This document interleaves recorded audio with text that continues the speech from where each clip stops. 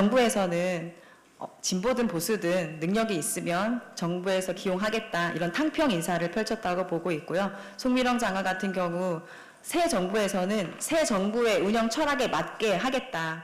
또 이렇게 이야기를 하고 있습니다. 국무회의에서도 가장 진지하고 성실하게 임했고요. 송 장관은 국회에서 양곡법에 대해 새 정부의 철학에 부합하는 방향으로 추진하겠다고 말했는데 국민들 시각에서는 매우 비겁한 태도로 보입니다. 본인이 과거 대통령에게 제의 요구를 건의했던 법안들에 대해 그 누구도 아닌 본인의 소신과 철학을 중심으로 국민들께 상세히 설명하기 바랍니다. 지금 이제 유임 관련해서 또 얘기가 나오다 보니까 이런 얘기가 있습니다. 정책의 어떤 연속성 측면에서는 좀 환영하는 분위기도 있습니다만은 이재명 정부의 공약과 좀 정면 배치되는 입장을 그동안 밝혀왔기 때문에 송미령 장관을 유임한 이유가 뭘까? 이 공약을 잘 이행할 수 있을까? 이런 우려도 일부 있습니다. 네, 뭐 지금 이제 송 장관께서 새 정부 운영 기조에 맞추겠다라는 취지의 어떤 각오를 좀 보여주고 계신 상황이잖아요. 네. 그리고 저는 대통령의 인사권을 존중해야 된다라고 생각을 합니다. 대통령께서도 당연히 고심이 있으셨겠죠. 왜 없으셨겠습니까? 지금 사실 보면 뭐 여당의 농해수위 의원들도 반발할 수 있는 사안이거든요. 윤 정부 때부터 어쨌든 대립각을 세워왔던 인물이고 윤 정부의 여러 가지 이 농해수위 관련한 정책들에 대해서 그동안 민주당과는 어떻게 보면 반대의 입장, 그러니까 척을 지고 대립해왔던 입장이기 때문에 이런 인사에 대해서 민주당 입장에서도 조금 불편한 기색이 있을 수 있습니다. 네. 근데 그러나 이 부분에 대해서 대통령께서 충분히 이 원내 지도부를 불러서 설명을 하셨다라는 거 아닙니까? 이제 만찬을 하시면서 네. 어떤 이 송미령 장관의 능력과 어떤 본인이 보셨던 어떤 자질 이런 부분들이 좀 뛰어나다라는 평가를 하신 것 같고 준비된, 그러니까 당장 일할 수 있는 장관이다라는 평가를 내리신 것 같습니다. 그렇기 때문에 저는 대통령의 이러한 판단을 충분히 존중할 필요가 있다라는 생각이 들고, 사실 임명권자에 따라서 입장이 바뀔 수도 있지만 또 한편으로는 결국 본질적으로는 국무위원이라고 하는 자리는 정치색과 별개로 국민들을 위해서 종사하는 자리이기 때문에 송미령 장관께서도 남다른 각오로 임하시지 않을까, 이 부분은 이렇게 정리하면 되지 않을까 싶습니다. 지금 뭐 대통령실에서도요, 우상호 정무수석이 그 국회를 찾아서 인선 경위를 설명하기도 했고, 지금 농민단체에서도 반발이 있다고 하지만은 이재명 대통령이 그런 얘기를 했다고 합니다. 조금 전에 브리핑을 보니까요. 이게 지금 사회적 충돌이랄지 이해관계가 좀 다른 의견이 있는 것들은 적극적으로 유임된 장관으로서 좀 들어보고 그 부분의 갈등을 좀 조정하는 역할이 좀 필요할 것이다. 이런 주문을 좀 전에 했다고 하네요. 들어봐서 내용을 알지 않습니까? 예. 그때 경실련하고 농민단체에서 반대한 이유가 뭡니까? 양곡법 개정안을 반대했었습니다. 그리고 작년 11월 민주당에서 양곡법 관련해서 4개의 법안을 민주당에서 이제 다수 의결로 해서 넘겼었습니다. 그때 윤석열 전 대통령에게 거부권 행사를 제안한 사람이 바로 이 송 장관입니다. 당사자입니다. 네. 당사자에게 이러이러한 이유로 이건 절대 통과돼서는 안 됩니다. 거부권을 행사해 주십시오라고 대통령에게 건의한 당사자란 말이에요. 그런 분이 지금 와서 이재명 대통령의 지위를 받아서 국정을 이끌겠다고요?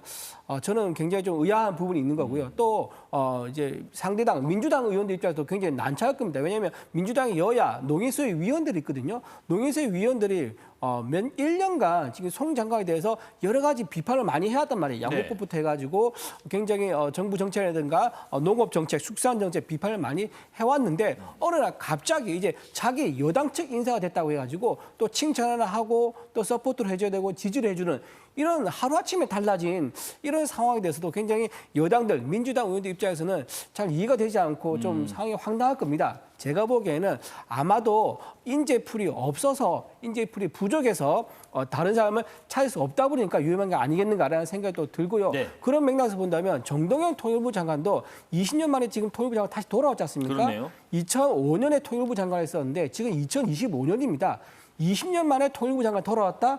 이재명 대통령이 준비된 대통령이라고 평소에 얘기해 왔었지만 의외로 인재풀이 적은 걸 보니까 준비된 대통령을 보기엔 좀 부족하지 않느냐 그렇게 생각합니다. 이 부분은 좀 들리시는 바가 있는지 박성민 최고께 좀 여쭤볼게요. 지금 어떻게 보면 국민들이 좀 기대했던 분들에 대한 인선이 아직 없습니다. 기획재정부, 산업통상자원부, 뭐 국토교통부랄지, 뭐 법무부랄지 이런 후보자들에 대한 인선은 아직 발표가 없는데 속도 조절을 하는 걸지 아니면 다름의 이유가 있는 걸지 인선이 언제쯤 될지도 궁금하고요.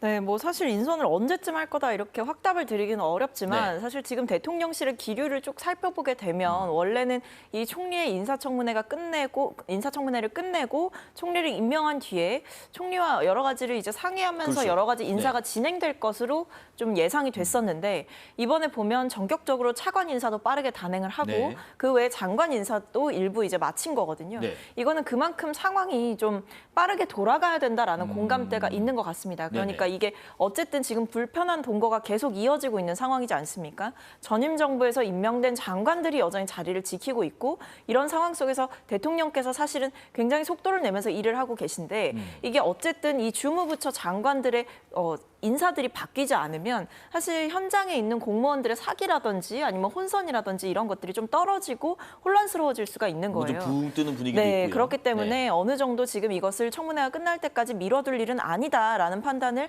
하신 것 같고 그만큼 신속하게 어느 정도 진행을 하신 걸로 보입니다. 네. 근데 그 외에 다른 부처 같은 경우에는 아마 뭐 적임자를 저는 검증하는 과정일 수 있다라는 생각이 들고 혹은 그 외에 이제 남아있는 부처들이 워낙 굵직한 부처다 보니까 조금 더 신중하게 인선해야 된다라는 고민이 있으신 게 아닌가 싶습니다. 그리고 또 뭐 국민 추천도 지금 받고 있으니까 그런 부분들도 고려하는 것 같습니다. 자, 오늘 국회의장 주재로 여야 원내대표는 회동을 가졌습니다. 추경 처리 또 본회의 일정 등을 논의하기 위해서인데 여기도 입장차가 있었습니다. 추경은 반드시 6월 임시국회 내에 추경을 통과시켜야 한다고 생각을 합니다. 그래야 제때 민생회복지원금을 지급하고 국민 피부에 와닿는 효과도 볼 수 있다고 생각합니다. 국민의힘에 존중하게 요청드립니다. 민생 추경도 빠르게 처리를 할 수 있도록 함께해 주십시오. 더불어민주당이 절대 다수를 점하고 있다고 해서 모든 법안이나 국회 운영 자체를 일방적으로 진행해온 그런 부분들이 과거에 있었습니다. 국민의힘의 법사위원장을 재배분해 주실 것을 다시 한번 요청을 드립니다. 이런 곳에서부터 시작을 해서 정치가 복원이 될 수 있다고 생각을 합니다. 지금 국민의힘에서 예결위원장 자리를 요구하는 상황인데 민주당 측에서는 조금 전에 그 기자들을 만나서 얘기를 했네요. 27일에 본회의를 열어서 예결위원장을 선출하는 방안을 추진하겠다. 이런 입장입니다. 네, 예결위원장에 지금 민주당의 박정우 의원이 지금 하고 네. 있습니다. 지금 박정우 의원이 야당 시절에 했던 예결위원장 자리를 좀 몫으로 좀 앉아 있는 건데 지금 이제 공수가 바뀌었습니다. 이제 국민의힘이 야당이 되고 네. 이제 여당이 이제 민주당이 됐습니다. 그렇다 그러면 당초에 했었던 예결위원장 자리를 다시 이제 국민의힘에 돌려주는 그렇게 가는 게 상식과 순리에 맞죠. 네. 그리고 또 하나 법사위도 마찬가지입니다. 법사위는 특히 의원식 현재 국회의장이 과거 민주당 대변인의 시절에 법사위는 야당이 가져가는 게 맞다라면서 그래야지 국회가 견제 기능을 제대로 할 수 있다라고 본인이 스스로 얘기를 하셨던 분이에요. 그렇다 그러면 국회의장이 나서서 좀 조정할 필요가 있는데 국회의장은 지금 여기 나서지 않고 있는 모습 보면 민주당에서 모든 걸 다 가지겠다 욕심이 좀 지나친 것 같습니다. 법사위도 가져가고 예결위도 가져가고 이렇게 해서 국회에 가지고 있는 핵심 기능 입법 기능, 예산 조정, 심의 결정 기능 있지 않습니까? 이 두 개를 전부 다 가져서 모든 것을 정부 원하는 대로 다 하겠다. 즉 스스로 국회의 기능을 내려놓겠다라는 이런 의미로 보일 수밖에 없는 겁니다. 네네. 국회의 목적은 원래 행정부를 견제하는 건데 행정부를 정상적으로 견제하기 위해서는 야당이 일부 자리를 가지고 있는 게 맞다. 저는 그렇게 생각합니다. 특히 이 예결위원장도 예결위원장이지만 법사위원장 자리 이거는 야당이 좀 가지고 가줘야 이 상원 역할을 좀 하는 거기 때문에 견제가 가능하다. 이 논리에 대해서는 어떤 의견이세요?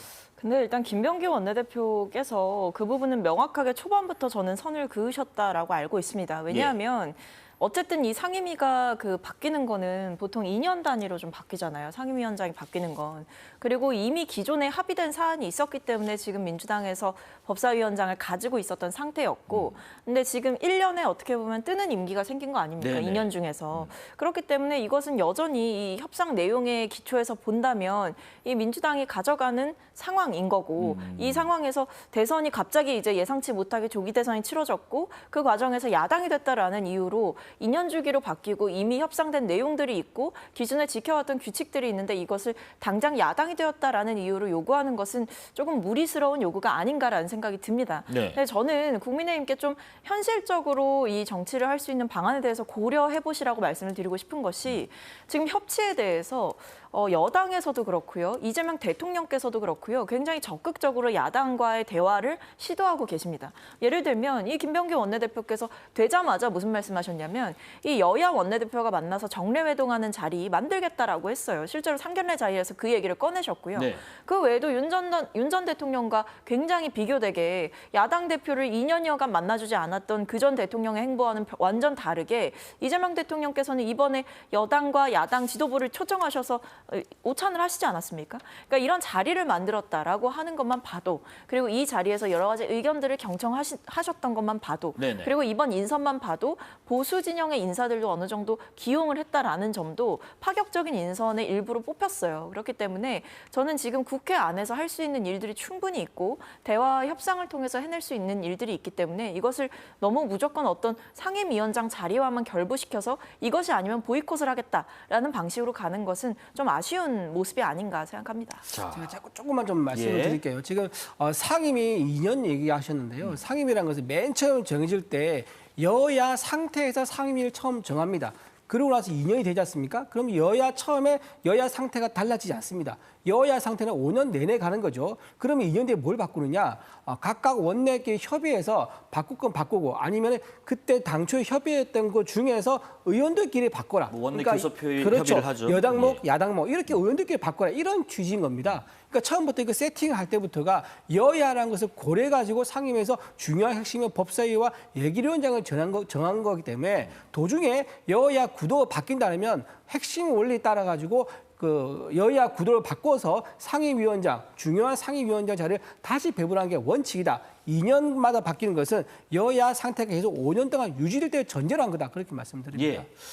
국민의힘 상황도 한번 살펴보겠습니다. 대선 패배 이후에 쇄신 방안 두고 다소 정체된 모습을 보여왔는데 오늘 친윤, 친한 뭐 이런 계파 구분이 없는 혁신위 출범에 관한 언급이 나왔습니다.